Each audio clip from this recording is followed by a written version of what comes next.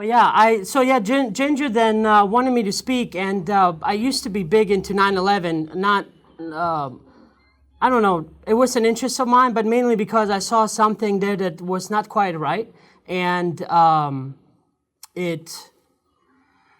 should I explain it? It bothered me. It bothered me a lot, and so I kept looking and researching and doing the things that most of us have done, which is going online and looking up every conspiracy theory that there possibly was out there, about there's planes, there's no planes, there's secret group, there's Illuminati, there's this and that. You can read up on stuff. By the time you're done, you're pretty much, ready for the nut house, but as I discovered later for myself in life, there was a reason why I was going down that route, and which is also the reason, or the titling of the talk today, which is the spiritual aspect of 9/11.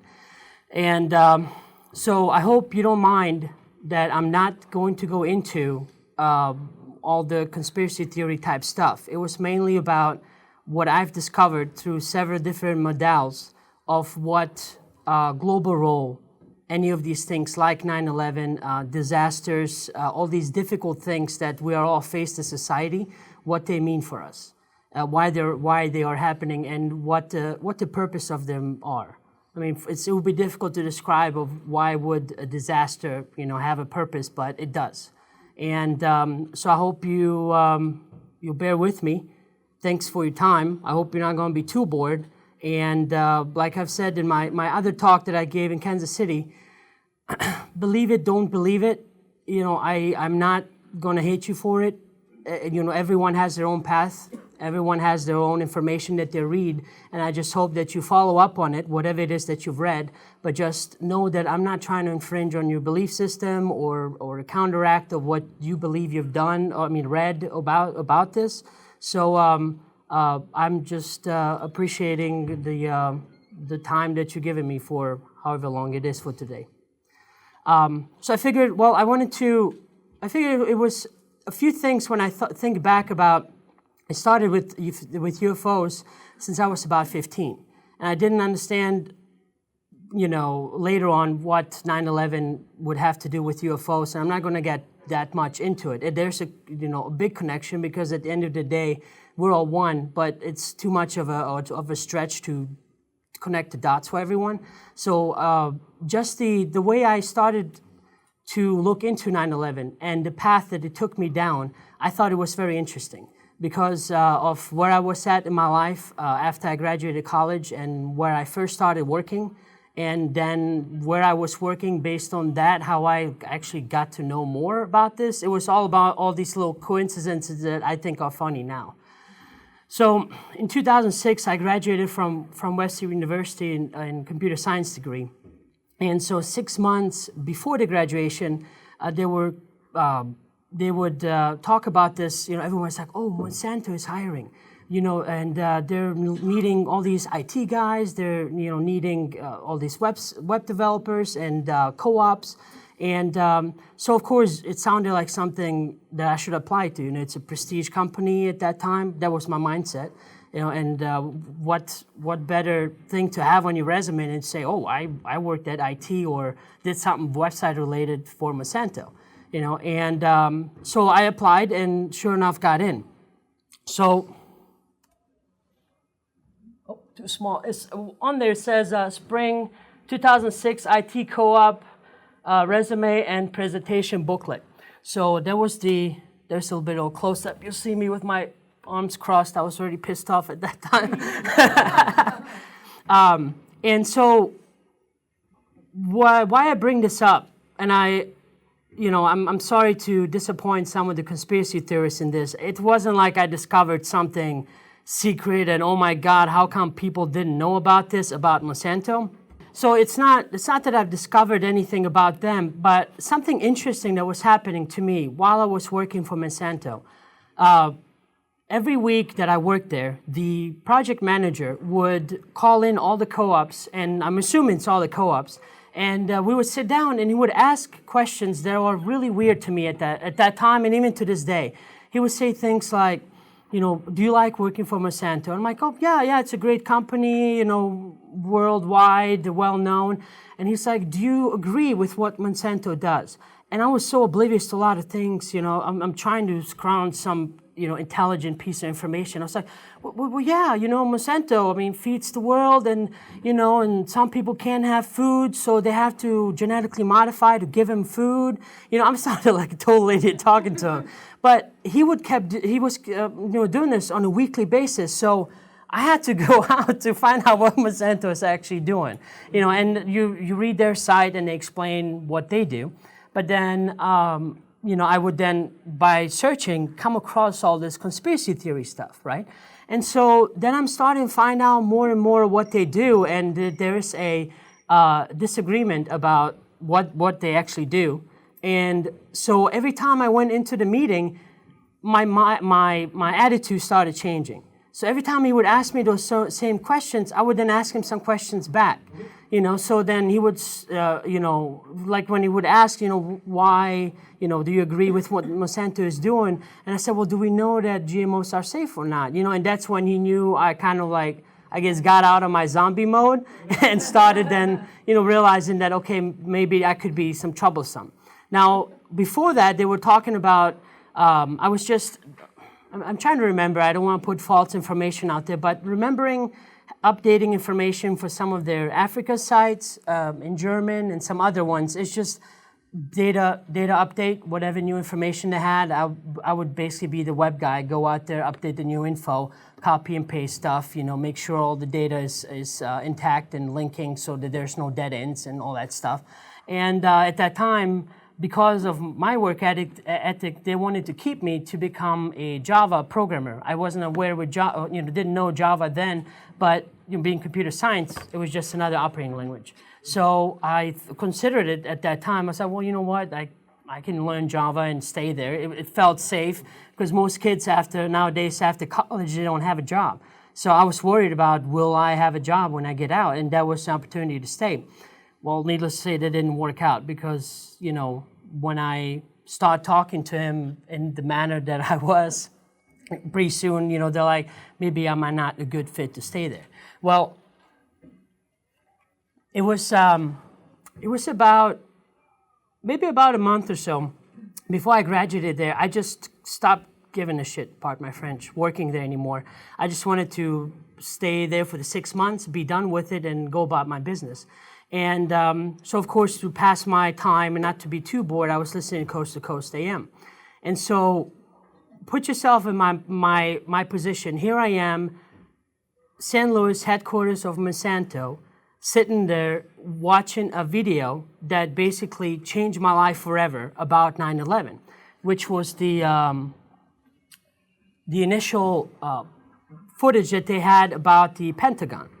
And so, I don't want to get into with you whether or not there was a plane, whether or not it was a rocket, all these other things that people have their theories about. The point here is that it psychologically affected me at a point to where I looked at it, and I've flown and I've been in big airplanes for about maybe 8-9 times since, because I'm originally from Europe, so I would go from Germany to United States, go back to visit, and all that other stuff. And I know how big they are.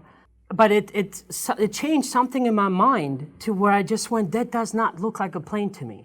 What got my attention initially, on the right-hand side, you'll see a little blimp of something show up.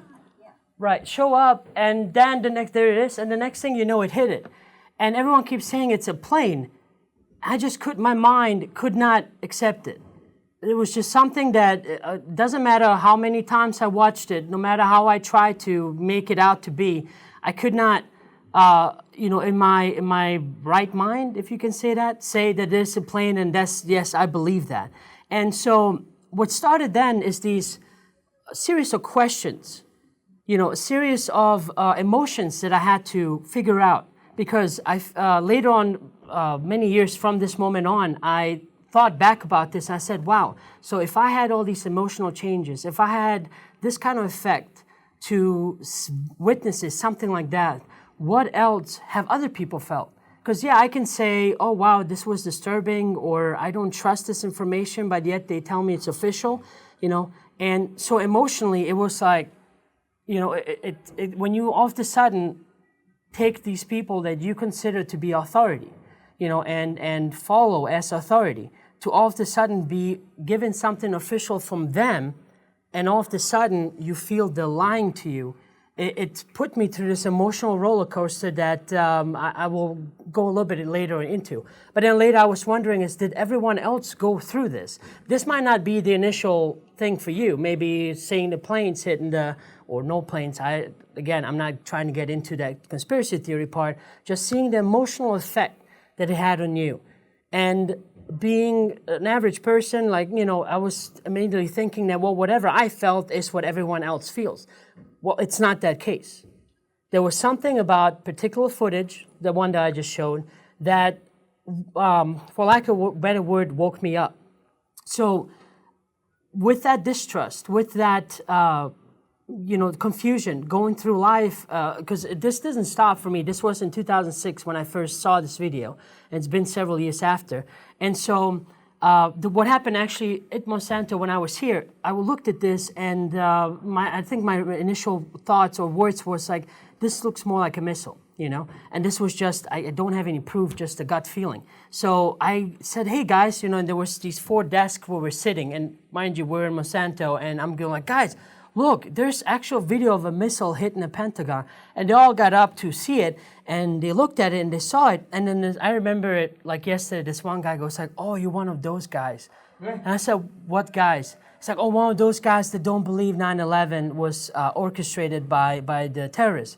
I was like, really, what guys are those? And they realized I didn't know, you know. But by him making those comments and me seeing that, I was like, I'm going down that rabbit hole, you know. And so what followed after this was a lot of information, reading about what is possible. Didn't get too much into the physics, but I had to, enough to just kind of understand it so that I don't sound like a blabbering idiot if I had to repeat it to somebody about what is possible, you know, with the buildings and resistance and free fall and, you know, matter and, you know, just your average physics type stuff.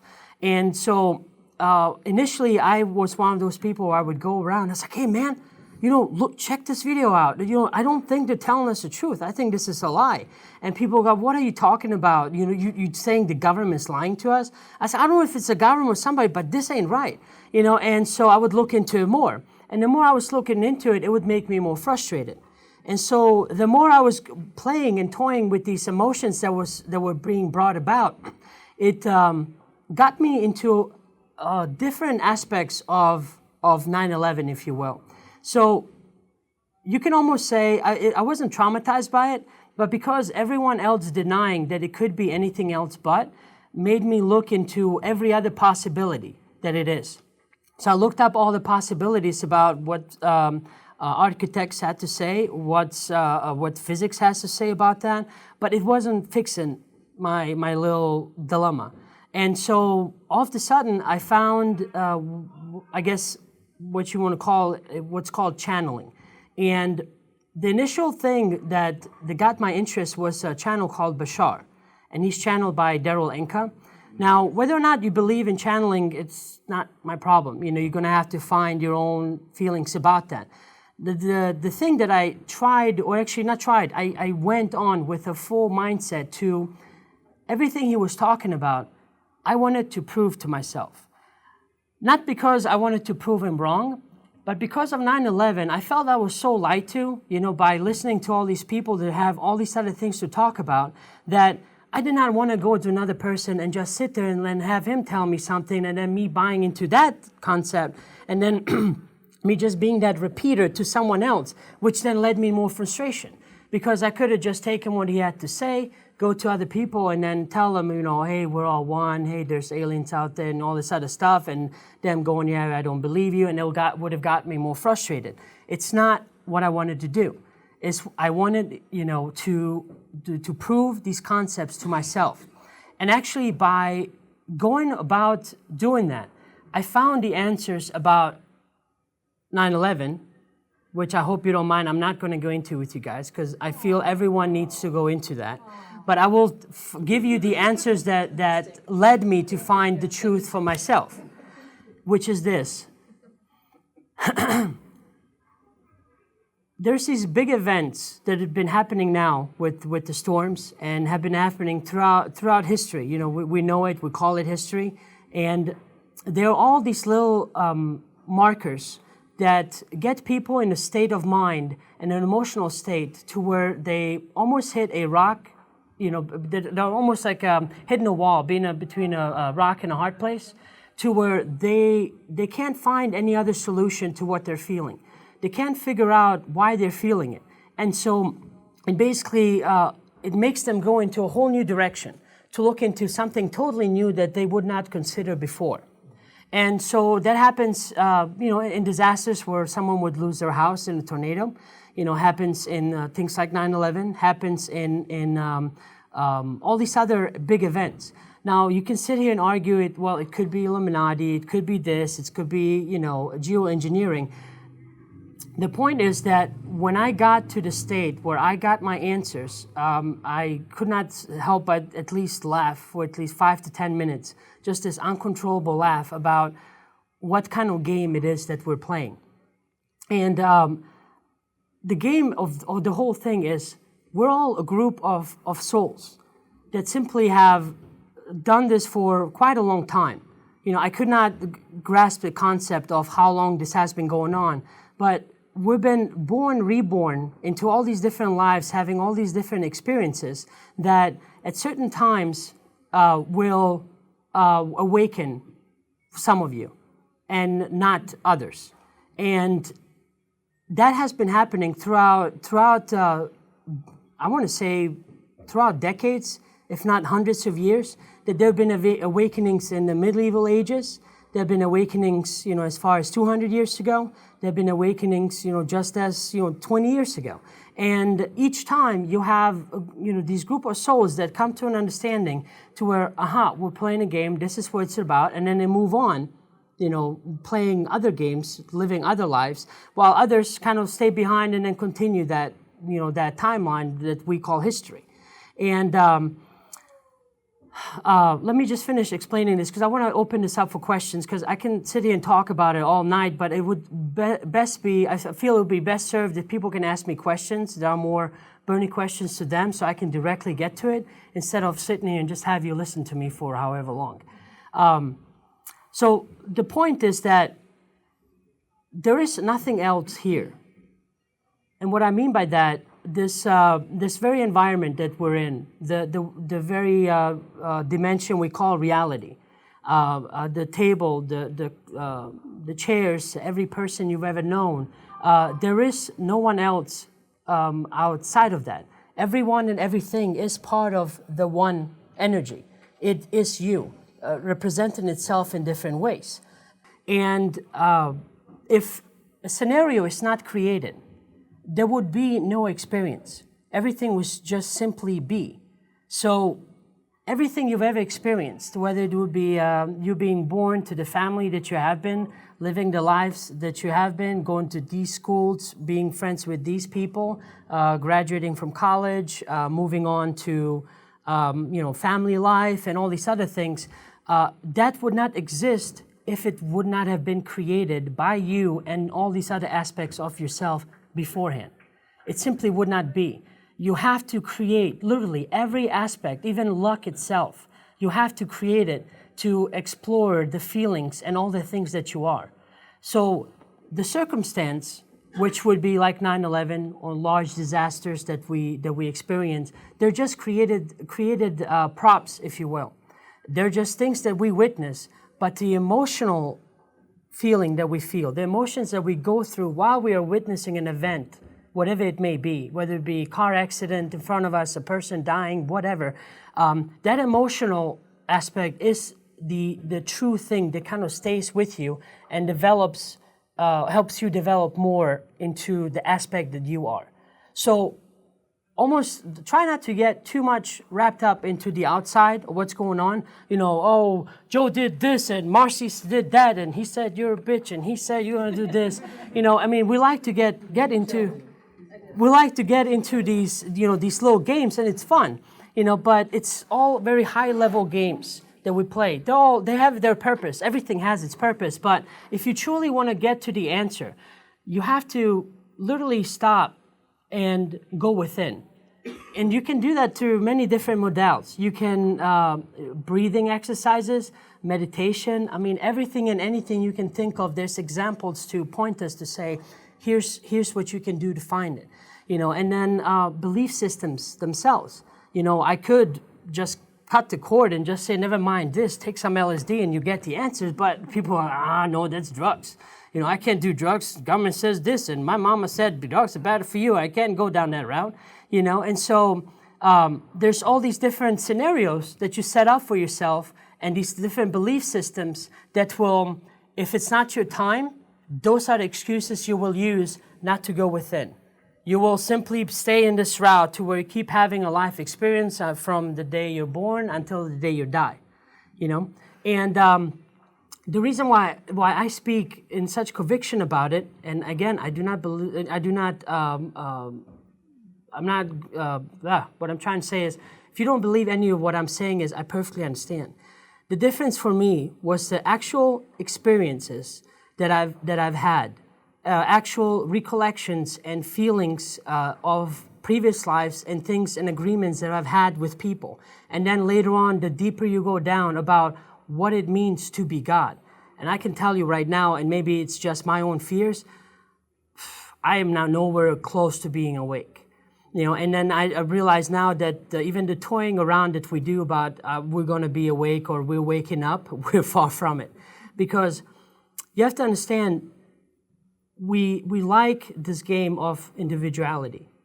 We like to talk to ourselves. We ask ourselves if we want an expert opinion, and we just kind of toy around with different concepts. It's like, when I got to work and so didn't say hi to me and I don't like that, so I'm not going to say hi to them the next day and we'll see what they have to say, And all these little games that we play with ourselves, they're all very individualistic points of view. But those have to be truly worked out to a point to where you can accept yourself and everyone else around you the way they are. Because if you want this oneness, as most people that are into a New Age concept, the New Age movement, if you want this oneness, I don't think we would be ready. Because there's several times that I had the experience to where every single person that I've ever known that is still alive and dead, I would feel them inside, in my heart. I would hear them. I would understand their point of view, and it would be aspects of, different images, flashes, feelings, all these things that would be conveyed to me. Because again, remember, there's nothing else outside of you. Everything is you. So playing this game will only give you a delayed response of you feeling right back at what you did. Whether it be someone you loved or someone you've been mean to, that comes back around to you. Why? Because there is no one else here but you. You're eventually going to experience that again. So when people go, I will be punished and karma, we have to work out karma and all this other thing, it's all just a self-imposed cycle. In order for you to understand what it is to love, you truly have to learn how to hate. Whether that's so hard to understand or not. That aspect of light and dark is an ingrained aspect of that oneness. And it does not judge it. We call it light and dark, but to it, it's just it. It doesn't have a meaning applied to it. We apply the meaning to whatever it is. We say, okay, we're going to play this scenario. So we're going to be on Earth, and we're going to have these things called knives. So if you take a knife and you stab me and I die from it, that's bad. But if you come and hug me and say, I love you, then that's a good thing. That aspect is also a created aspect. Because to the oneness, everything just is. It doesn't have a meaning. It needs all these different aspects of itself to give it meaning. So it's very difficult for us to try to be so neutral, to try to understand everyone's point of view. Because at one point or another, including myself, we're all sitting there and I'm just like, well, I'm just not going to do what so-and-so did, because that's just who I am. The difference there is you can either take that and run it in your head over and over again and tell yourself, how much better you are and how great you are. Or you can just understand that if you simply accept that opposite view of you, accept it for what it is, and simply just recognize that this is not how I would do it, but then you continue doing it in a loving way and doing what it is that you want to do, that's when you turn from judgment and turn it into a lesson.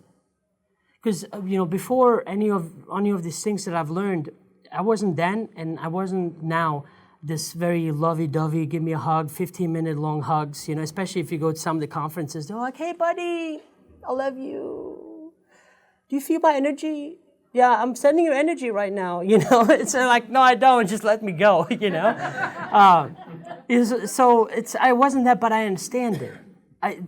That when you want to be close to who you are, when you want to get closer to who you are, you change. You change the way you act, the way you react to people, and so it makes you act in these ways that others don't understand, But having been in those different states, I get it now. It's still not something I would prefer, but I don't have that same judgmental point of view like, weirdo, get the hell away from me, And so all those things are important, I feel, to understand, because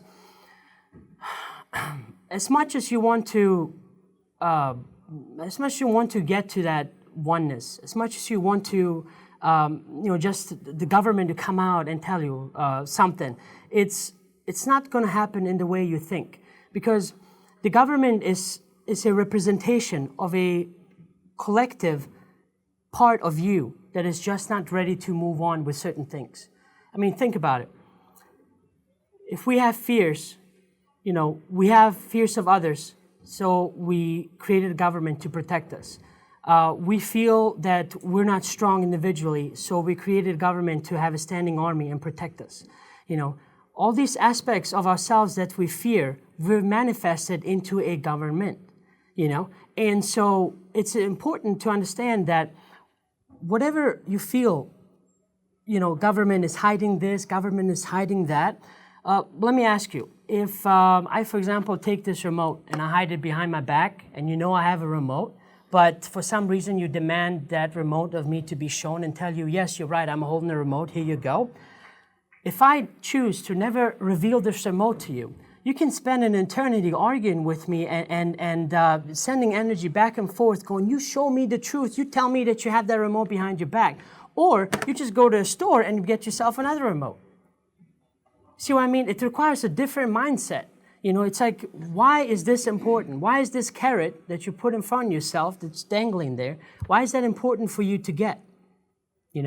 So you have to then almost go within and do what you got to do. I mean, I've discussed this with some friends, not with all of them, but some of you. When I was ready to move out, I moved out to Robertsville, Missouri, and I basically lived in the woods, and some of you have seen the place, by myself from 2010 till just about 2 years ago.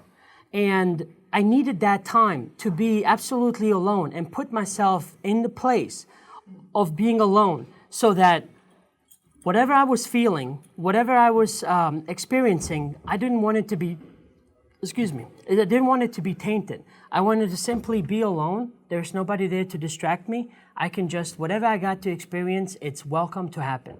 Whether it be aliens revealing themselves, whether it be, ghosts appearing, all the other things.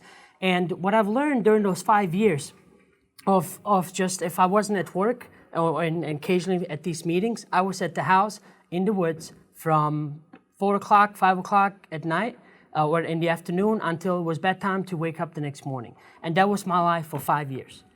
And so I put myself in that path to say, I'm only here for, I don't know how many more years. Eventually I will die. I want to learn something out of this. I want to get something out of this life. I mean, I've had the experience of, let's go baseball games and drink and have friends and enjoy and all these other things. And if people still enjoy that, great, but it's not something where I was at. I said, I already have that part. I've already done that. There's this thing that's constantly bugging me. It's saying, I'm over here, come check it out. And I just had to go there. So I did whatever I had to do, whether it be being in a house in the woods by yourself or whatever it is you have to do. For some, it might just be a quiet space at a house of yours that you can meditate at. You know, it could be just having a close group of friends with whom you can bounce ideas off of, and you know, and then ponder about the discussions you've had with them. I mean, it has different ways, but whatever way that is, I would really urge you guys to go that path, because just ask yourself, what else you got to lose? You know, what else? Because if you come into these meetings and you're not at a baseball game and you're not anywhere else, you're here to hear something about, you know, 9/11 or metaphysical, whatever it is, that means there's an aspect of you that is ready to know something else about yourself. You're ready to know what else is there in this world besides the average representation of the media, right? So that means then you're ready for something. And I can only suggest it to go down that path, because there are some experiences that even if I wanted to, I cannot describe them. I cannot describe them to you because it's simply, there's no words to describe. They were the most awesomest and most fearful thing I could ever, I could ever think of. But to start using words, I couldn't, because, for example, like the aspect of oneness.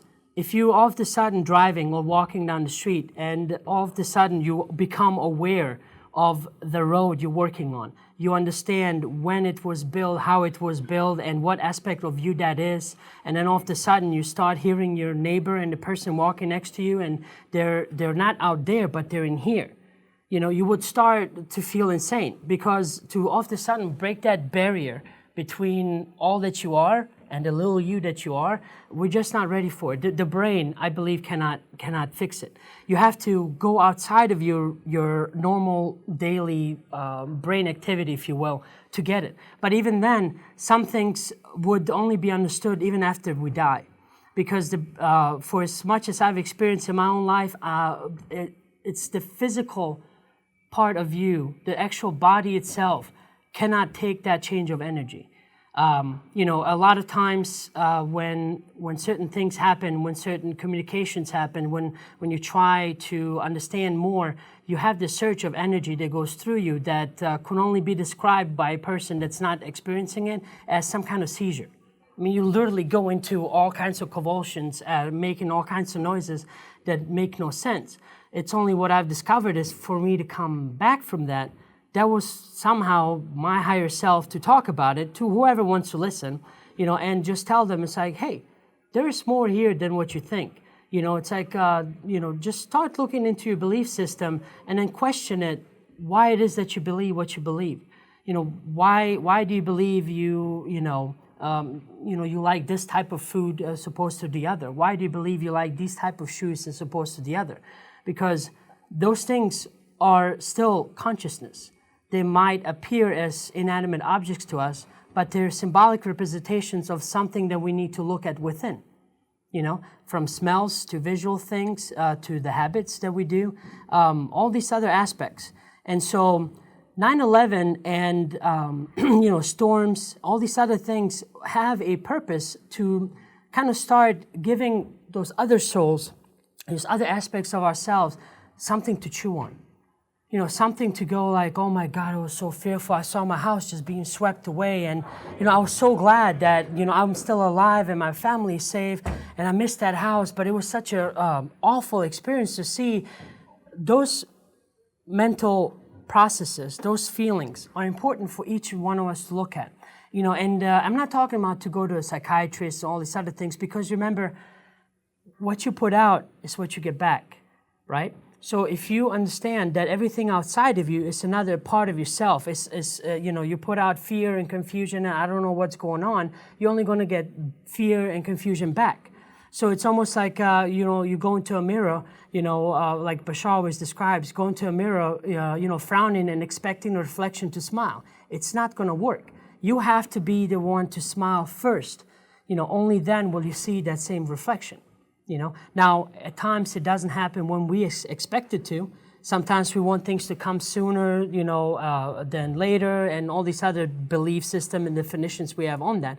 But if you allow to start testing these different things that you know about in the physical world, the metaphysical world, you will find some very miraculous stories and experiences. So, for example, one of the first things that I started to toy around with was, okay, so I have to look into my beliefs, and so they talk about this law of attraction. What is this about? And so I was sitting on the roof of my house, and I'm fixing it up. My roof is leaking. Speaking of symbology, there's a lot more to go into that. But my roof is leaking, and I didn't have enough money. I just bought the house, so I just had to use this cheap tar to fill up all the holes so that I can make it to next year. So hopefully I'll have more money then to get all this whatever. So as I'm sitting there, I just had this feeling. I said, well, they talk about this law of attraction, and I just remember what Bashar described. He said, put it out there, simply have this pure thought of what it is that you want, and then let it go. So put no definition on how fast it has to come back, in which shape it has to come back. Simply let it out. So just for no other reason at all, just to finally, here I am studying this and listening to him for about 2 years, but yet I was like, I want to prove this to myself. Is this guy full of shit? Or do I, go out and try what he suggested? He said, try this, so what can it be? How can it be any more worse for me? I'm sitting on my roof trying to, patch up leaks with no money, so let's see how this law of attraction works. So as I was sitting there, I didn't have to do this. Everyone can do it different ways. But for me, I just closed my eyes and just with no thought, or at least I hope I think I didn't have any, just no thought, I just said, I would like some shingles. And I let it go and I just continued patching the stuff up. I seriously said, whatever, if it comes back, great. If not, So about 2 weeks go by and I was a member of this, not a member, my friend told me about this group where Appleseed or whatever, and they go and they learn how to shoot with their rifles. So I like shooting, and so I was like, I want to go and learn and see what else can make me, be a better marksman, whatever. And so we're there practicing, doing all kinds of things, and they were trying to build this little outside shed so where they can be protected by the sun, and they were needing more of those cedar trees to cut down and bury them and build this little building. So they asked who wants to go, and just remember what Bashar said, follow your excitement. If you're excited about something, just go, and it, one excitement after another will eventually lead you to what you need. So without thinking, I was like, yeah, that'll be exciting. I want to see what's on the other side. Let's go. I hop on the tractor and we drive through the woods. And it took maybe about 10, 15 minutes to get to it. So as I'm sitting there, I'm looking around. It's beautiful. I love nature. And all of a sudden, the woods opened up. And there's nothing but packets of shingles sitting everywhere. The exact same color that I needed for my house and just sitting there. I turned around and I got these chill down my spine. And it was almost like this little this is what you were looking for, So I asked this guy, I said, what is this? He said this one guy was trying to build this shack here or whatever, and he lost the property and he left all this material here. And I looked at him, he saw my face. He's like, do you want some? I was like, yeah. He's like, take as many as you want. So here I am. I could have done this the old-fashioned way, go work about 3 months, save up the money, eat ramen noodles, and then finally get the shingles I need. Or I just, for myself, set out to learn this, to say, okay, what does it mean to really trust and let go? And so it was a little bit freaky, but also exciting because it really felt like magic, And so I just kept toying with it. So again, new house, I ripped everything out of it that was old. And so I, again, just sat down. I said, I would like new appliances, and that's it. I didn't say how, whatever. And long story short, a month later, my mom calls me up and she said, hey, I was at this guy's, this family friend's house, and he remodels houses and whatnot. And he's got a fridge, a washer, a stove, a microwave, whatever you want. Do you want it? I said, yeah, It's like she didn't know, but, here I am. To me, it's like I put this out and it came back, And so, and I just kept going. But the biggest one for me, not that I needed any more, but it was still shocking. There was this, I had just enough space for the kitchen sink. And so I wanted to have something nice. I'm thinking I'm going to live there for a long time, And so I wanted this metal kitchen sink. And so I was looking up online. It was like $2,500 or so, and there was a lot of money. I definitely did not have that. And so it was almost like, let's test this out, So, and so I put this out there, and I think it was about a week ago, my dad calls me and he's like, hey, I have this table, do you want it? I'm like, Dad, I have so many tables, what am I going to do with it? He's like, well, it's a nice table, you could use it, I'm like, oh, well, whatever, just save it, I'll get it later.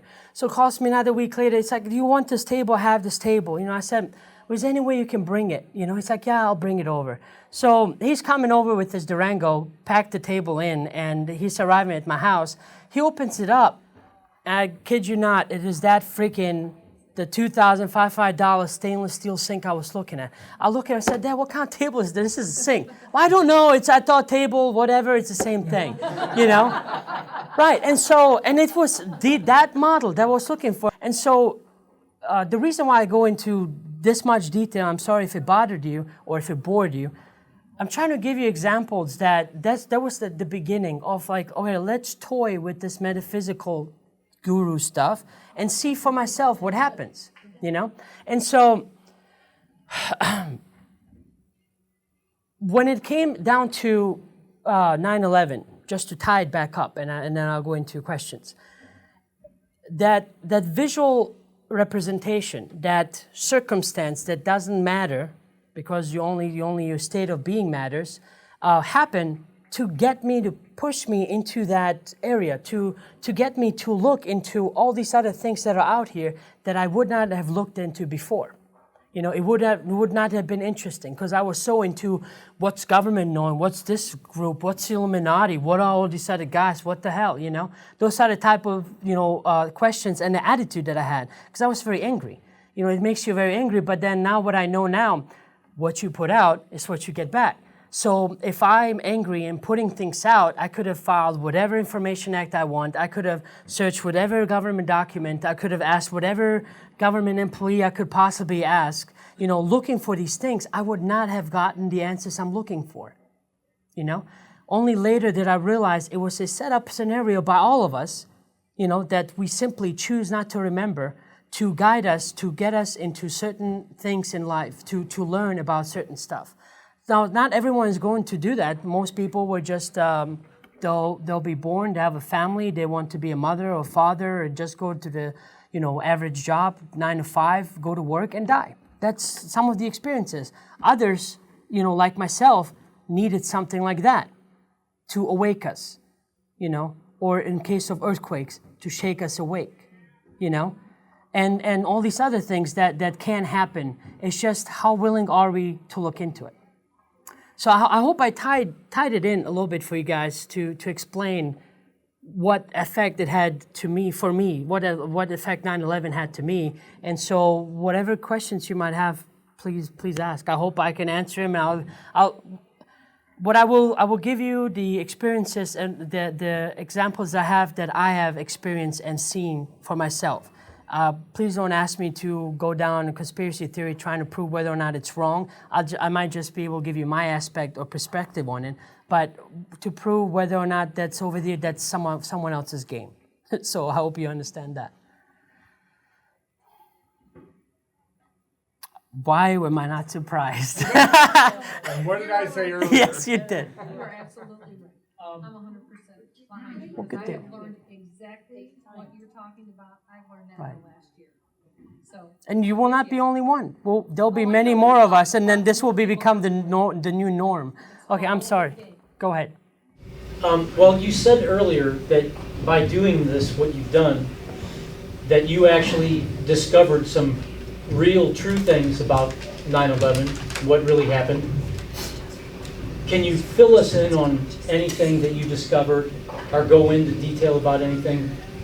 I'll go into one. I'll only tell you into one, and that's as far as I will go. Because you have to understand, you have to be responsible with certain information that you have. I can tell you it's not anything you need to fear, but when you become aware of something else, everyone is still playing a game. Everyone is still playing their thing. I do not want to be that asshole to just, go in and just mess it up for them, because that is still a possibility. Now, sure, on certain levels, not every level, but on certain levels, if you go far high enough, that would have been the purpose as well, because there's no accident, it all ties in. But for you immediately, because I don't want to create too much discord, You know, I cannot reveal all that I've learned about this, but there's only one single thing. And I think this could also tie in almost everything else you've experienced. So, a few friends of mine, came over to my house. And I'm bringing this up in this particular way because I know what people's beliefs are about psychedelics. So when I tell them that I've discovered this information on psychedelics, it'll make it easy for me because they tell me, oh, it's bullshit, I know I can believe this. So it'll kind of clear me on that. So I'm bringing it up on a purpose. I could have just told you a story without bringing this up, but I'm telling you, this is what I got on that. As we're sitting there, it's been, you know, it takes a while to give yourself this permission slip to go into the state that is required to understand who you are and to start feeling the connection to everything. And as we're sitting there, we started looking at each other and we didn't even have to speak to each other anymore. We just laughed because we understood what the other one was already thinking, you know. And then all of a sudden, there was a money, I believe, that was there. And we looked at that eye and I said, oh, the Illuminati. And we all just started laughing. Oh, they're trying to kill us. And as I was laughing, the other two were still laughing, but then I almost just got this, like I went deeper into my experience and saw that there's maybe, I can't give you specifics, but there was almost like this group of 5 or 6 people, beings, if you will, that have been chosen not to play this game. They're almost like, if you will, they're almost like the sanity keepers for this experience, because if you had too many people doing too many independent things, it could create too much chaos. And so we would never be able to really function as a society. It would be too much of discordance and everything would just break apart. We would just kill each other, you know?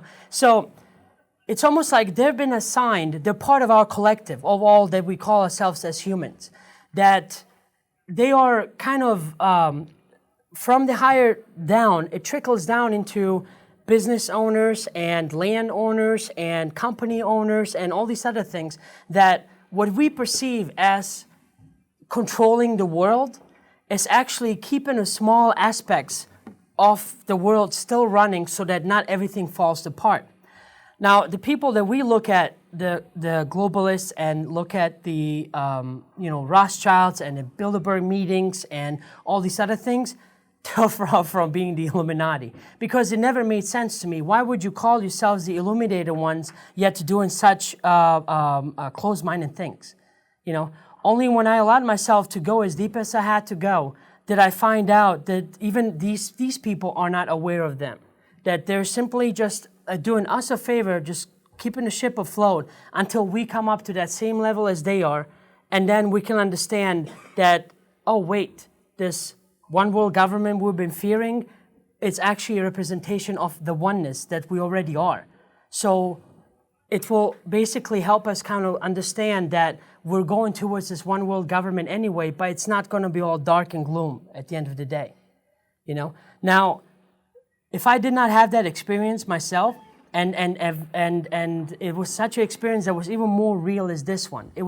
There's so many connections and understandings that made perfect sense why everything is working the way it does, that there was no way I could doubt it. You know, it just made perfect, because there was nothing hidden to me. I was aware of every aspect at that time. Now, of course, coming back here, it fades slowly. All I could do is just like try to ingrain in my brain, said, remember, it's not bad, remember this. And I could just remember all these little dots. I don't feel that connection all the time, but that's what happened to me at that moment. So that is one aspect. The what? You saw these other people? Right, well, see, here's the thing. They're not people. They're almost like soul aspects of our collective. So you felt them. Right. And you can see what they do, and I could see the fearful reactions we have on their actions, and then we label it as dark, and this is not what I want, and so on. Now, because think about this. At the end of the day, we all want oneness. We all want to be together. We all want everything to work perfectly fine. We want other countries to be together. You know, we don't want to have borders. We don't want to be enemies. You know, but because of our belief system that I cannot trust you because I don't know what's going on in your head, we create these walls. You know, I don't know, you could be a psycho for all I know. You know, it's like I could be like, hey, how are you? Shake your hand and you stab me. That is your ego's mind, your ego's point of view that has those constant fears. So we've constantly allowed that to be our controlling mechanism in the world. So if we go, we always say, oh yeah, when I met this guy, I could just sense, oh, you know, there's something about him. Or, oh, I met this person, we just immediately got along. You know, we like to think that that's, you know, some kind of, you know, a connection that we felt, but it was actually your ego being there the whole time, you know, going like, yeah, it's okay to be friends with this guy, but not okay with that guy, you know. It's important to understand that the ego is not in charge, but at the same time, it is not evil. You know, can you say, like Bashar says, and he didn't say like this, but can you say that the breathing mask that you need in the water, can you say that it is evil? It's not. It just serves a purpose. You can breathe underwater, and when you come back up, you wouldn't need it anymore. Same thing here. This reality and the way we play it and the way we live it, the ego plays a role. It has a localized consciousness. It runs the body. It breathes. You blink, you breathe, you do what you got to do without thinking, you know. And you know, but over time, we've turned things to science, you know.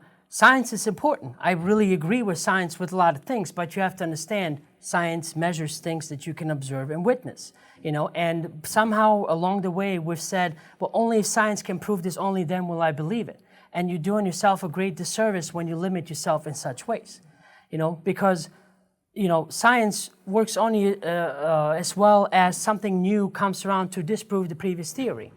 So as malleable it is, you have to understand it's important to stay malleable with it, you know, and not just constantly say, yeah, no, my experience going to this area, you know, has been like this. Therefore, every single time I go to this area, I'm going to have a bad experience. Like my mom, she came over to my house one day and she said, I told her I got bit by a snake at this spot. Every single time she would make this big circle around to go around there. You know, and I would try to talk to her. I said, Mom, the snake is not sitting there trying to bite you every time you come visit me. He's like, I don't know, I just feel unsafe. That's your ego side, you know. It's like I cannot help that some people feel that way. I can only hope, encourage, and try to give my piece of wisdom, if you can call it that, to try to ease their suffering, to try to ease their distrust, to try to ease their misunderstanding. So anyway, so that is the only aspect, if you don't mind, I'd like to share about 9/11 and the general global things. Adnan, when you were talking all ago, you used a word to describe. So the hurricane in Texas and in Florida, it destroyed, it cleansed, it rearranged, it moved. So when you look at that on a spiritual aspect, do you see that as doing that to individuals? Definitely. Well, see, it has a different effect on us that are here as opposed to the people that are actually experiencing it. Because then you have to, and it doesn't require this great mystical thing to figure this out. It's very straightforward. There's a guy that I interviewed called David Ravinus, and he calls, he calls it the waking dream. And waking dream, right. And what he talks about is that our life is a waking dream. And so whatever experiences you're experiencing, they're happening to you to learn a lesson. So you have to then look at water and what it is that it does by itself. It can cleanse, it can destroy, you know, it can drown you, you know, it can do a variety of things. And so each one of those different meanings apply to different person. You know, so you can have two people that are neighbors, their house is drowned, and it will have two different meanings. You know, having, for example, houses drowned, houses get flooded, and it will have two different meanings to those people. It felt something different, it meant something different to one than it did to the other. But what's important is that feeling that you felt as something was happening, whether you're watching something you love being destroyed, or whether you know, you're facing a fear of water because you almost drowned as a kid. You know, all these things are important for you to start looking into. Those are emotions that we just say, oh, I don't want to go there. You know, it creeps me out. I don't want to go there. Go there, you know, because that emotion is what will then tell you who you are. Because remember, because everything is you, right? you have to create that scenario. So if your house gets flooded, what does that mean to you? You know, I'm David Ravinus, for example, would then sit you down, and then he's a lot better at this. I understand what he does. It's not something I want to be doing, but he will sit and you, for example, tell him, your story, your, events, and then he'll break it down to you to where you can understand what it meant. Because for example, in this video that I did with him, he used an example of a guy who loved marmalade. And then it splattered, this cans of marmalade splattered on the kitchen floor, So basically he break it down about, your desire, what the house means, what that hardwood floor means, what the shattered glass means. It's all self-explanatory if you're simply willing to look into it and not look at it as, this is woo-woo, this is bullshit, I don't want to go there. It will, if you simply are open-minded to understand it, you will get the meaning of every event in your life. So I'm one of those people who I choose not to use psychotropic drugs. I know you think that is the thing that has enabled you on your journey the most. Besides that, what other practices would you say really help you along? Right. Good question, because not everyone would like that. Personally, what I found the most is a meditation in combination with breathing exercises. Now, what I found very interesting is that it took maybe about a week. I don't want to give a limit, because if I tell you, you say, oh, in a week I should get there too. Please try not to think that way. It took about a week for me just to stop my mind to talk. Every time I would sit down and close my eyes to meditate, going through like, okay, tomorrow I gotta go to lunch, and then I'm gonna meet this friend, and then my back starts hurting. I'm like, I'm gonna make me a sandwich, and so I get up. So next day, I would do the same thing, and I kept trying because I knew, I was like, well, then what are all these other crazy people doing? How come I can't close my eyes and see what they see? So I just kept pushing it until I finally, after about a week, with the meditation and breathing, by simply, and this was also directed to me because I was listening to a channel by Bashar, and he talks about how we're shallow breathers, And I was like, what do you mean shallow breathers? And sure enough, I was sitting there and I would just, that's as far as most of us breathe, and he describes why, but that's not important right now. So I made myself literally go, and just keep doing that. And first you get dizzy and all that because your brain is getting oxygen that you've been depriving it for so long, And then after you get used to that for a few more days, what started happening to me is like these, I could only see flashes of some light, but it would almost feel like a small zapping of energy where it would just do this. And as I was sitting there, it would just go like this, And I would just occasionally shake. And I knew it wasn't me doing it because I could see this in this void.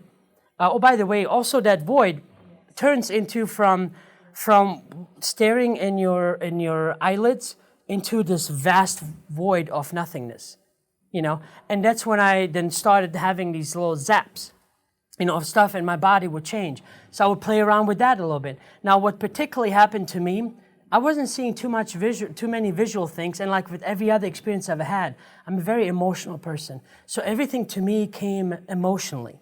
So that if people talk about, oh, I saw pictures of oneness and I could see all these people being together, I would feel that, If I would feel, things around me. I would feel the energetic makeup of the table, the chair I'm sitting in, and so on. So Ken, I hope that it kind of answers your question. Right, because it's there's many different models. For a while there, just mainly I was trying to lose some weight. I was like, doing some yoga and whatnot.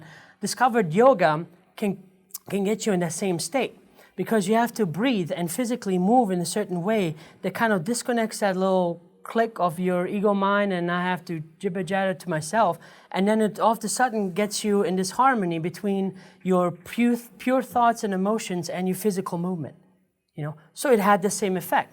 It's just only that I'm a very impatient person. I know that about myself, so I was like, give me some LSD, So, but here's the thing. I have to say something about this. Not everyone will have that answer. I've had so many people that they've been, let's just say, for lack of a better word, I don't like it, users for many years. They'll just tell me, oh, yeah, man, you're going to feel funny. Colors are going to be cool. Don't eat anything on it because when you're on it and you eat something, it's going to stay so good. It's never going to taste the same way again. And you're just going to hate it.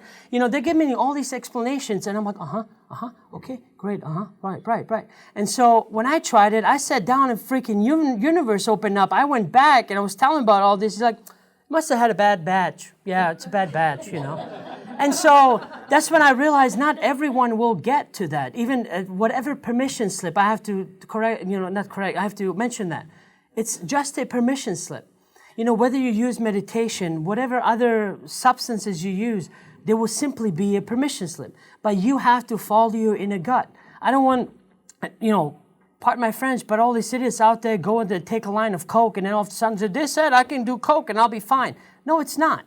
You have to follow your inner guidance, your inner intuition that you feel and say, I'm going to do this, but not that, And it's up to you to be your own master and teacher in your life, to find the answers you're looking for. And not to go, oh, I burnt myself, it's his fault, It's like, then you're not doing anything different than what we haven't done for centuries. It's always someone else, never me, I want to say that after 9/11, it seemed like a lot of people started waking up at 9/11 and like a trigger on the mind, subconscious mind. And, then they progressed to seeing 1111 or sequence of numbers of 333. But it always appears that a lot of observation of talking to numerous people, they always start off with the 9/11. And what's your thought? Well, what I discovered about that, it's the different numbers that might come up are personal to you, whether it's 333, 111, whatever. You have to discover that. But what I asked when I was out there, for lack of a better word, out there, whatever out there is, when I was in here, I asked what that meant. And it's basically a physical representation to your physical self that everything is according to plan, Just to simply, like, whatever you're thinking, it's like, maybe I should take this job, what I was supposed to take, turn around, it's 11:11, Or, maybe I should change, the way I do things in my life because this hasn't been working for me. Look down, it's 4:44, It has these, simple symbolic representations that it's a point in your life that has come to you in a purpose. There's your physical proof that, things are happening by these repetitive numbers, because it happens once, you won't catch it. Now, personally, I kept seeing it for years after, and I was still like the village idiot, didn't get it. It took me a long time until somebody said, hey, there's these numbers that keep happening. I'm like, they've been happening to me. Only then I had my, epiphany and started to feel more about this, going in and figuring out why is this happening and found my answers. But even I didn't get it. As open-minded as I like to call myself, So everyone has their own little thing, but it's mainly just these pointers to say you're on the path you need to be, or I should say on the path you set out for yourself. Because the not need is really all just really objective, or subjective. Yeah, no more subjective. So yeah, it's you're gonna have to do some more searching and figure out if you're getting 9/11 often, or if you're getting certain specific more often than the others, that obviously there's a meaning there. It just seems like observational wise, Right. It seems like a lot of people start off with that number sequence and then they seem to progress. So I was thinking along the lines of expanding the consciousness as little markers and different, Right. Level of light or whatever you want to call it. Good deal. Light frequency.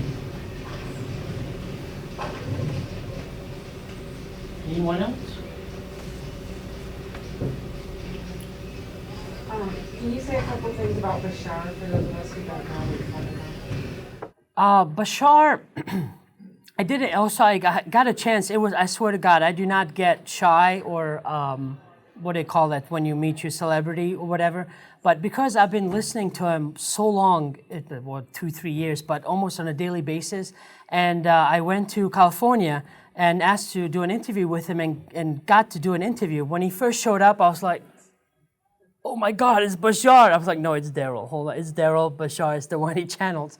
You know, Bashar is a being that describes itself to be one of the hybrid races that are a result from this hybridization program that some of you might have heard about. You know, the Greys abducting us, doing all these other things. They are one of the 5 races that have come about from this program. And so they've had, on their dimensional timelines, had their experiences as societies and come to their terms of being all together in one, and now they've come back to kind of help us out in this difficult progress or process. Now, where they come into play from talking about, you know, higher perspective, they're basically nothing else but ourselves that have other experiences on other timelines, doing other things, which happen all the time throughout all of existence, that are simply by agreement here to help us get to this understanding.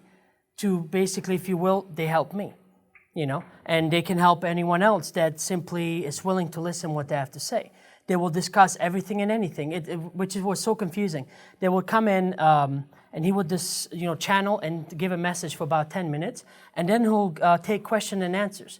And the people would ask everything, you know. She was like, oh, my mother, you know, she was always mean to me, and I never really liked her, but I really would like to be close to my mother. You know, what do I do? You know, and they would give advice in that. It made no sense, you know, because I'm thinking alien ships landing at first contact. You know, what's that got to do with your mother now, you know? And all these other things. And what they are doing is basically they're offering their experiences, their knowledge that they've gained to help us become the best version that we can be. Because by us being the best people that we can be, that's how you bring about change in our society. So, for example, let's say we teach our kids, you know, to be the best they can be, to want to be together, to want to be help each other out, and so on. So now talking about, you know, government being a representation or a creation by ourselves, right? That kid now will maybe want to be in government, you know. That could be the next senator that is now has a totally different mindset than any other senator has before. You know, and so from that moment on, there will be more other people and all these other aspects that are these ingrained, we're not changing type organizations, to where now they'll allow them to uproot and change into something that's more pleasant for everyone else on the planet. You know, and so that is their aspect, because from what I gathered, it's not his exact words, but just over the years of listening, is they don't want to come down. They come down, we're going to look at them as, you solve my problem. You have all this technology, you give me the technology. You know, I'm stupid, you know everything, come help me. You know, that's not what they said, it's my perception based on that. Everything they presented is very loving, very logical actually, you know, and they've given always examples to everything they talk about for the person to finally get it and have their own aha moment. Because you have to change first. Remember, everything outside is a reflection to you. So you change, only then can the outside reflect the desire or the new change you want to see. So that's who they are. There's many other channels that do different things, but his particular style, his particular way of channeling is what appealed to me the most. And the entity called itself Bashar. How do you spell that? It's Bashar. Bashar.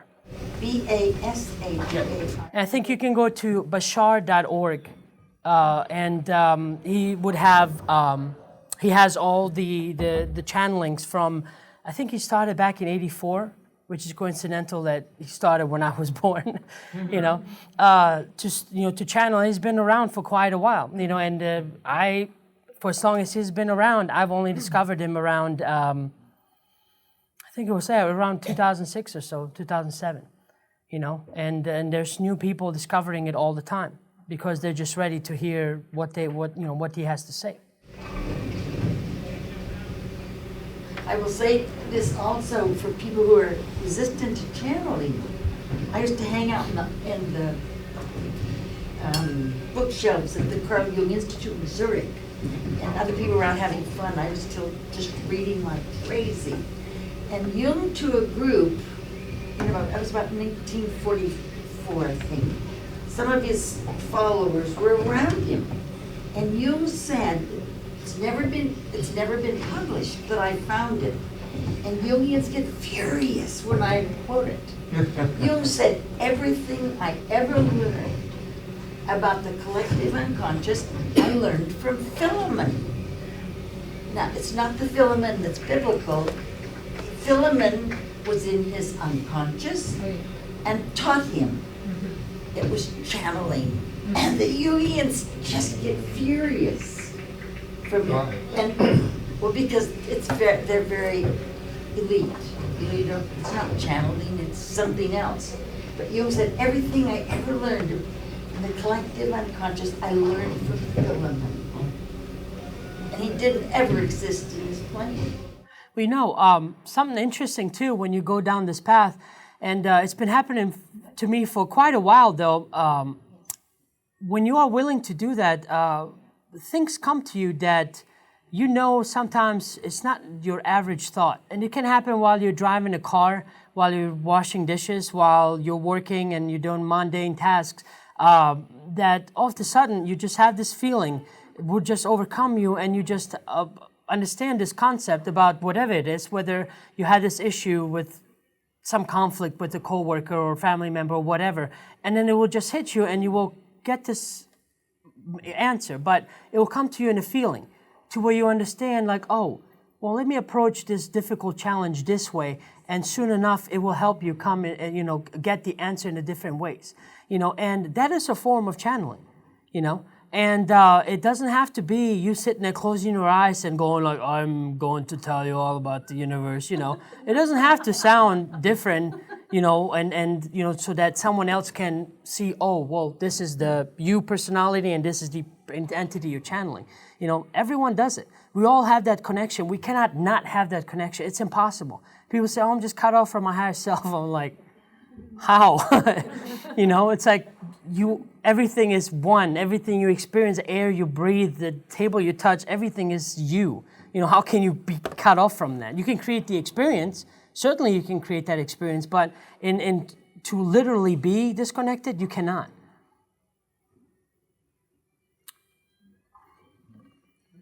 You're talking about all these connections. Certain people experience, say, ghosts, spirits of different sorts, things they think they see and they do experience, orbs. How do you explain all of those?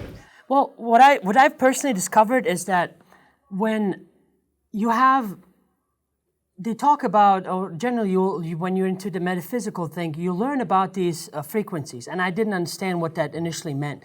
A lot of people think, when you say frequency, they think scientific, and so when you try to describe frequencies from a metaphysical point of view, it makes no freaking sense, But in a way, if you really stop and think, well, it does. This table has a different frequential vibration than this cup does. This cup different from the cell phone. Everything does. Even I've learned this when I was in high school. They were talking about how certain things can increase their vibration with maybe a heat. It's like water. You apply heat to water, raises the vibration, turns into gas, or whatever you know as fog. So that aspect of the frequential change is the state of being, the person that you are, the whoever you want to be, whoever the person you describe yourself as Joe, the person you describe yourself as Nancy, is a particular frequential vibration. When you start learning about these different aspects, it's almost like this universal law that it changes your vibration and you start becoming aware of more. And that more actually does translate into what we perceive as ghosts, as perceive as these orbs just came out of nowhere and then disappeared again. And it just simply means you just went one step higher. Doesn't mean better. It's just differences in vibration that all of a sudden made you aware of all these things that were already there. You just weren't, aware of it. But like, for example, it's very simplified, dumbed down example, but similar to what, let's say you want a car, and I drive a Toyota Camry, right? And when I first, before I got the Toyota Camry, I hardly saw anyone have one. The second I got it, every freaking person on the road had one, because now my mindset was changed. Whether I'm looking for it now or whether there's actually physical changes, that didn't matter. The point was that I became aware of it, And same thing with ghosts. A lot of people that want to, for example, go and capture ghosts and whatnot, I can only recommend, try meditating.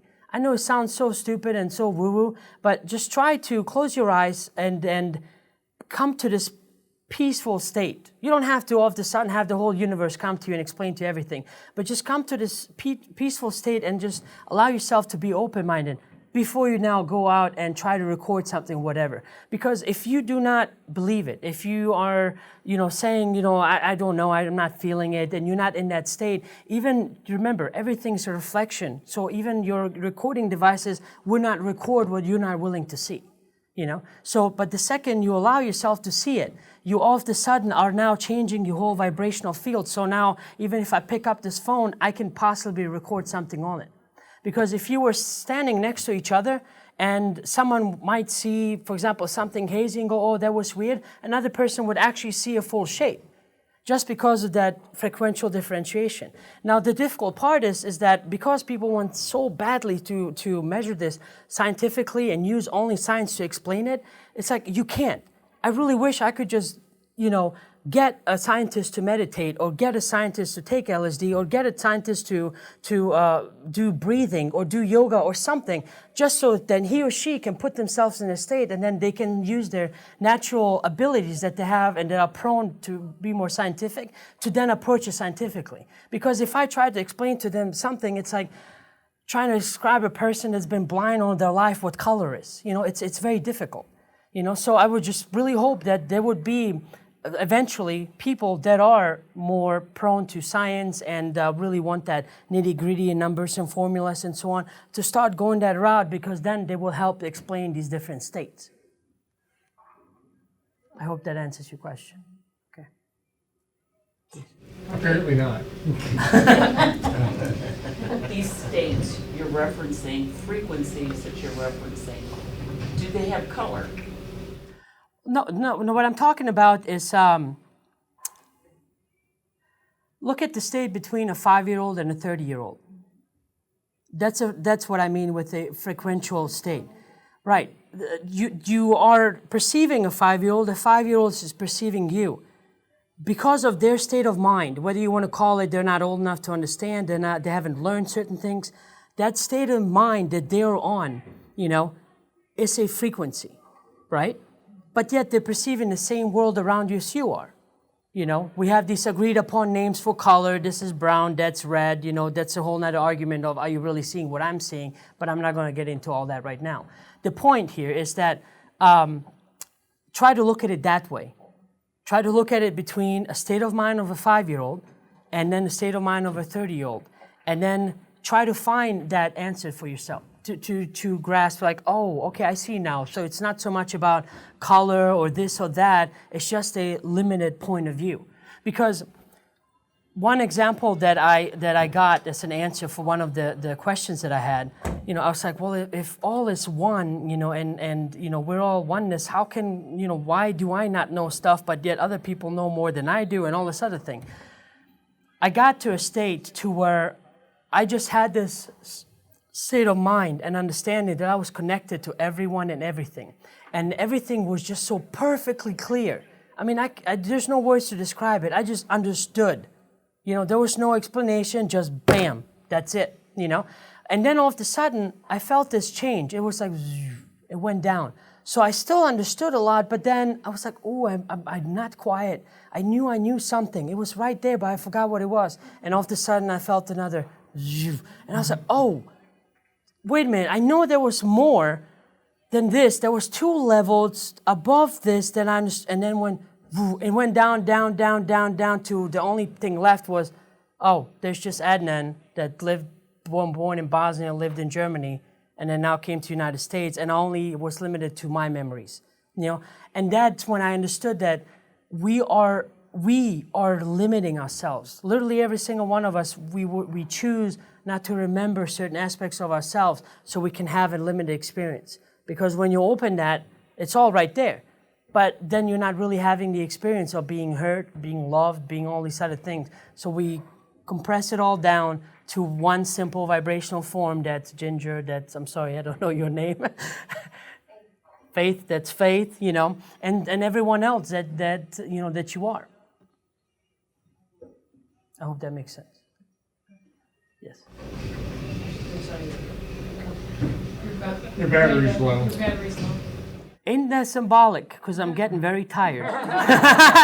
No, it's actually a perfect example. You know, my device is telling me what I'm putting out. No, it's okay. I have a little bit more battery life.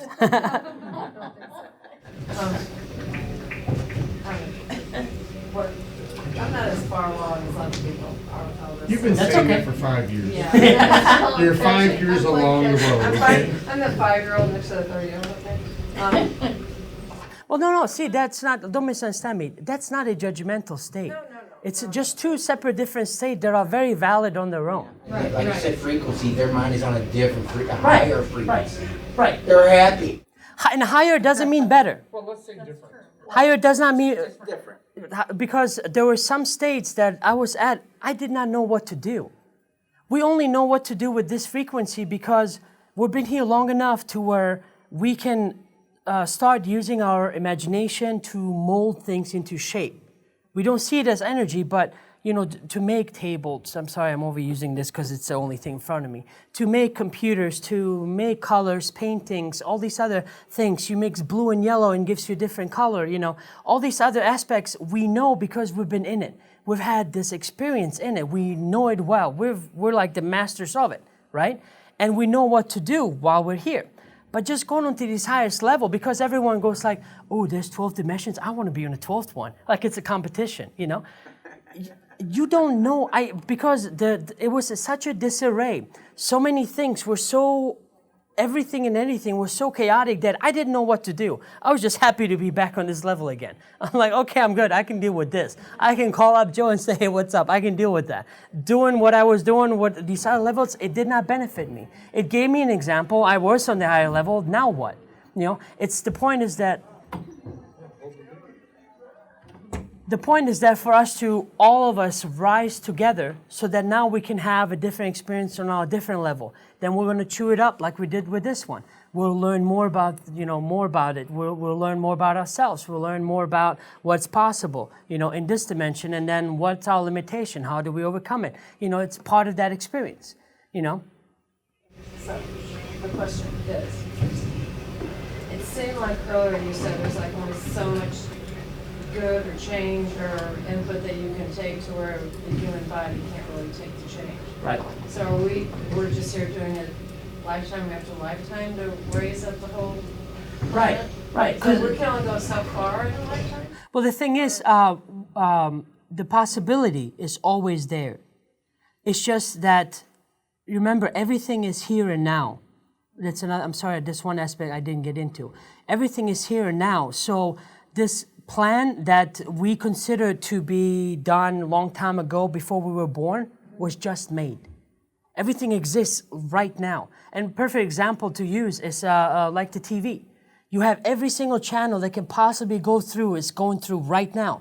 You choose which channel you shift to. So you can have Fox News and MSNBC at the same time happening right now, but you only focus on one. Same thing with yours. It's one thing to look at the world from on top and say, oh, wow, that's fun. I'm going to go down there and play this game. But then you are in it. You are experiencing the way the game is supposed to be played. And you don't remember shit, And then all of a sudden, start to have these things called fear. And you don't know what you're doing. You don't know who you are, And then there's this guy trying to hurt you. And then this guy loves you. What's this about, And there's all these experiences now that are totally different that you are experiencing in this level as opposed to seeing it from the higher.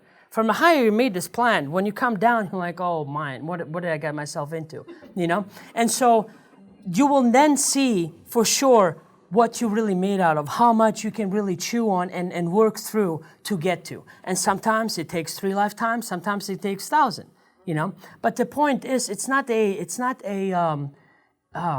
punishment. It truly is not a punishment. It's like, what else is there to do? You are everything and anything, so why not have this experience? You know, to be born. From this limited point of view, we look at this like, oh my God, I don't want to go through all this stuff, adolescence, you know, puberty, high school, all these other people. Why would I want to do that again? You know, when I got out of that state, you know, of this fear, whatever, that feeling of oneness, that feeling of love was so intense, and it made perfect sense that one split of a second of that feeling of love and support would have given me the energy to live out 1,000 lifetimes as a slave. That's how powerful it is. You know, that energy, that other part of you that you are. You know, so try not to look at this as some kind of punishment. You know, look at this as a lesson. What can you learn? What kind of a person will this make you? You know, if you're friends with this person as opposed to with that person, how will you turn out to be? You know? And so there's all these different aspects that are totally up to you to give it a meaning. You know, sometimes you were friends with somebody as children and then you never see him again. Or you see him, you know, 2-3 days before, you know, your death, not knowing, you know, you meet him and you have an experience, have whatever, and then you check out, you know. It's like you can literally be on your deathbed a second before you take your last breath to move on. If you can understand something in that last second, the whole lifetime was worth it. That's the best way I can describe it, you know. But at the end of the day, it comes down to your experiences. You can read whatever book you want. You can take whatever thing you want. You can breathe and meditate however much you want. If you do not allow yourself to have an experience, you will not have a full understanding. It's like overused example of love. I can write a book about love to you. I can tell you how love is made. I can tell you that love comes in different ways. Love with your mother is different than you with your girlfriend. You know, I can tell you about all these things. I could give you a graphical representation.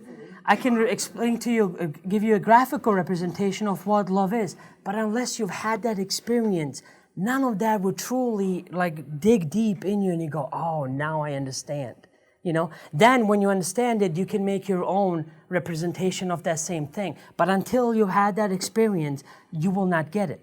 So same thing with the other experiences.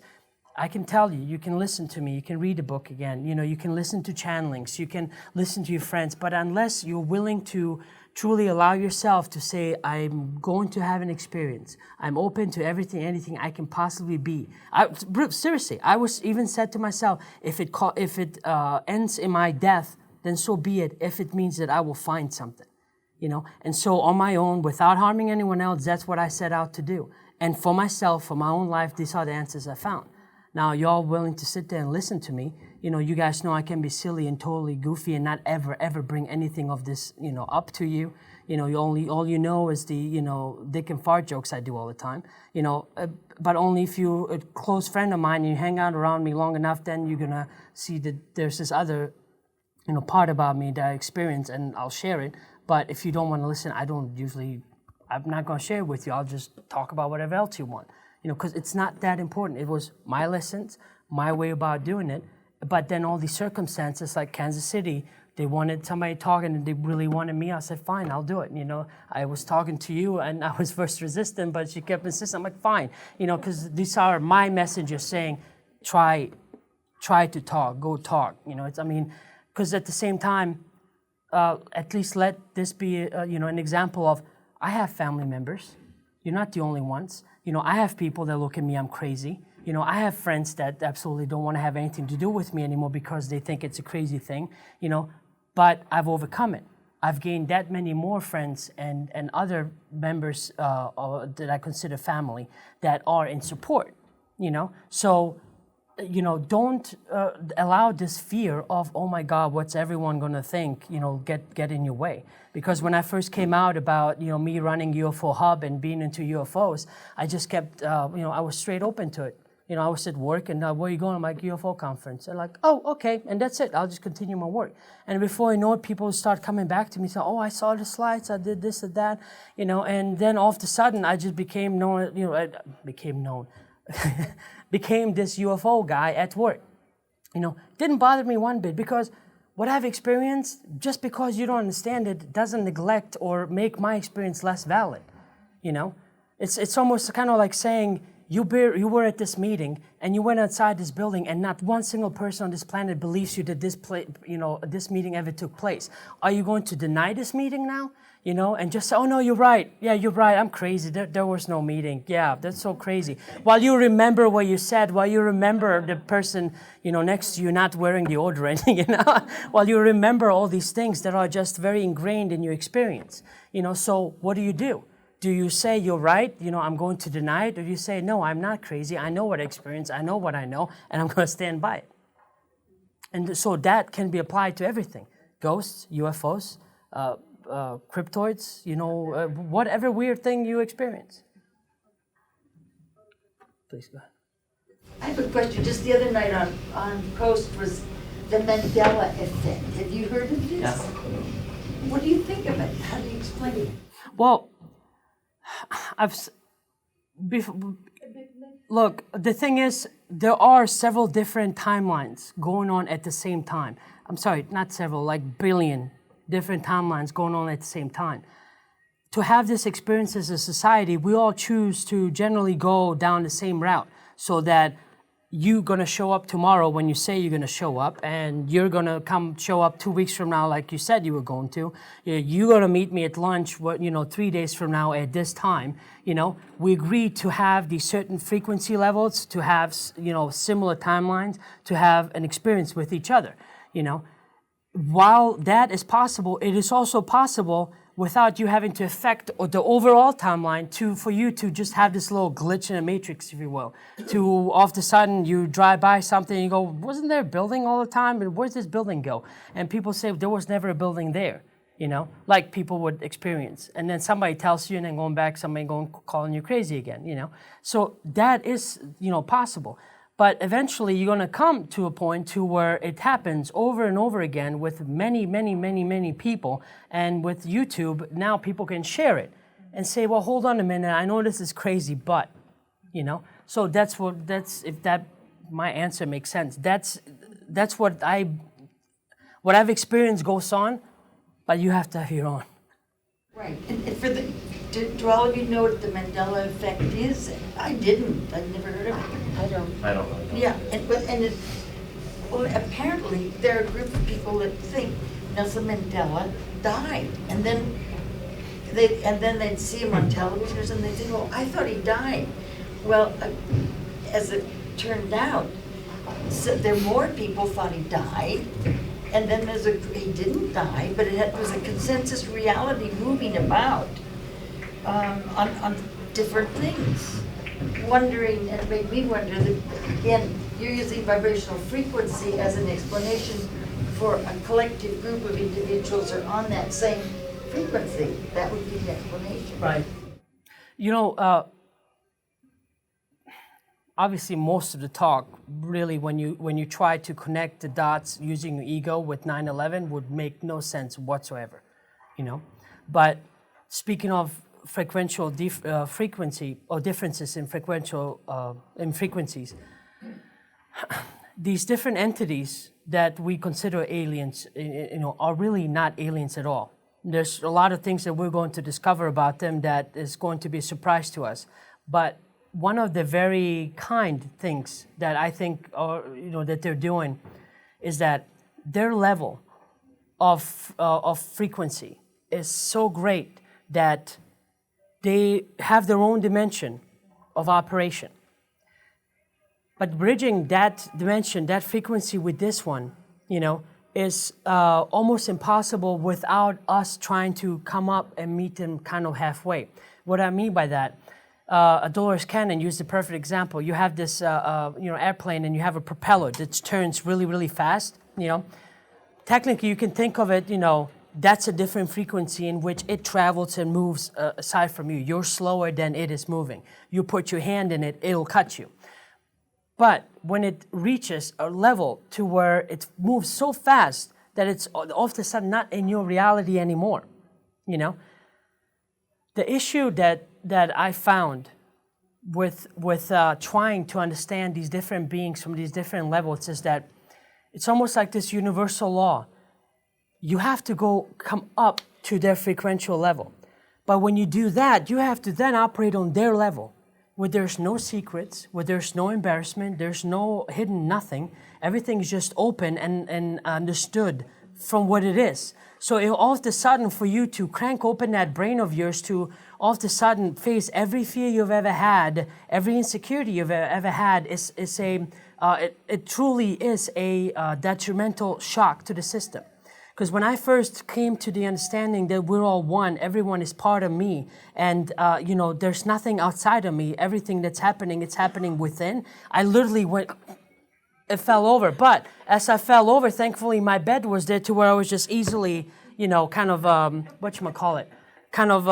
caught, because I understood now what they're talking about. We cannot handle certain understandings on certain frequency. It's not a secret. Everything you want to know, it's right there if you're simply willing to go and learn it. But going through these frequencies for them to just land and say hello, it would not help, because you'll just pass out. Because that's the effect that it has on some people. And that's the effect it had on me several times. Because when I wanted to have I was like, okay, great, I met you on the dream levels, because that's the easiest part to do so. Meet them on dream levels, discuss what you got to discuss. There's still some things that are hidden from me. My higher self will come through, have interactions, and then the Adnan ego is allowed to interact and talk. When they came over to where I lived in Robertsville, I came actually from Kosi's meeting. And I left, I got to my house, and we had that really bad storm in 2011, the snowstorm, and it was around February, And so I had to leave my car about an acre away from my house on top of the hill, because once I got down, I couldn't come back up. So I got out, and immediately I heard this buzzing.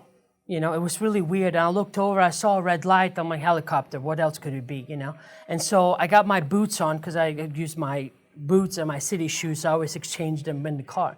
I got my boots on, I started walking down towards my house, and this red light still keeps on coming. And it's going like, whoa, whoa, whoa, whoa, whoa, like a helicopter chops wood from a distance. So as I'm walking, I stop to an opening where I can see my house clearly and see this, whatever is coming at me from far away. And I'm like, this is really low. This is going to be cool looking at it. For a second, I was like, what if it's like helicopters or government doing something I'm not supposed to, I'm looking at it, that was my state of mind at that time. Looking, I'm not supposed to, like, maybe I should hide. But then, Patriot in me, I was like, this is my land. I'm supposed to be here. So I'm going to stand here and look up, And then immediately I was like, shit, I gotta go pee. So I went to that tree, I peed, and as I came back, now the sound started sounding more like whoa, whoa, whoa. Now it wasn't these sharp chops anymore. It was like this, almost like a binaural beat, And as it was coming closer and closer, that, everything and anything I could think of, my mind wants to make this into helicopter. I'm like, okay, it's this helicopter, but then at the same time that I'm thinking this, where's the chops, where's the body, where's the rest, And so as I'm thinking that, right above my house, and this was still about half an acre away, above my house, another light, a red light, just appeared out of nowhere about 50 feet apart, and I froze. I froze, and my literal thoughts was like, this is not a fucking helicopter, And as I was standing there, and I realized, like, oh, I asked for this. I remember when this happened, but I was so afraid. I was still so afraid I couldn't help it. The change in vibration almost like locked me up.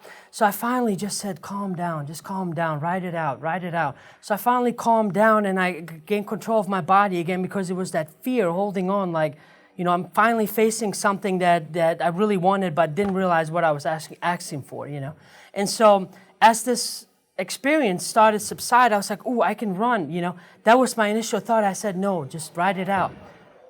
So as I'm standing there, these two lights are now flying together towards me. And I just closed my eyes. There was so much fear, I couldn't help it. As much as I wanted this, I was fearful. Not because of something that there was really to be afraid of. That change in frequency started to all of a sudden change everything about me. It's almost like a feeling of you tripping again. It's almost like this feeling of you rising up and you're becoming more aware of who you are, why you're here, what's going on. And as that was happening, I just closed my eyes and I said, I'm afraid, but I'm going to do the best I can to just, stand here. And as I closed my eyes, the light was so strong coming from it, it almost felt like daylight. But mind you, this is like 10, 11 o'clock at night, and it was a full moon, but this was like the sun out, you know?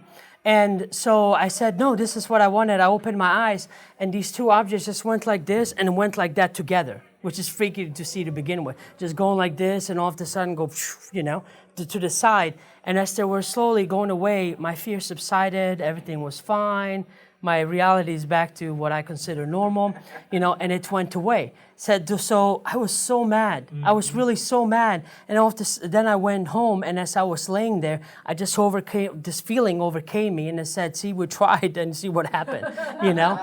And so, right. So, yeah, and you have, like your experience with Grace, right? Is that what you're talking about? No, I remember you telling me. Oh, telling you the story, okay. And so anyway, and here I am. The what? Did you check the time? No, I didn't. It's one of those things that, you know, should have been ufologist 101, you know. But yeah, just to correct this, because maybe I might eventually post this video, maybe not. I don't consider myself a ufologist because there's, for example, a group of like MUFON on what they do and whatnot. They do what they do in their own way. I don't want to call myself ufologist and then say that I go about this scientific way and taking samples or whatnot. Nothing bad with that. I just don't want to give them a bad rep, if you will. If there's enough people that don't believe what I say, I don't want to say that, you know, I'm considering myself ufologist. Because there's a lot of ufologists that go about this a different way, and their way is just as right as mine. I just don't want to say that I am part of it, because I don't want to give them a bad rep. That's interesting. Well, because the implication is that MUFON is, if you're a ufologist, you must be part of MUFON almost. It's like, no, ufologist, you're simply studying UFOs. Right. Well, I mean, I'm just trying to be aware of all the definitions and terms that we put on everything. It's like, you know, like Joe, I like his term. He says always, I'm a paranormalist, you know, and then it's a perfect, you know, self-described term, you know, and what it is that he does. I don't know what mine is. It's just like, I just want to know truth, my version of the truth. Truthologist, right. So I hope it's not too late. Thank you. I don't know if you guys want to ask any more questions.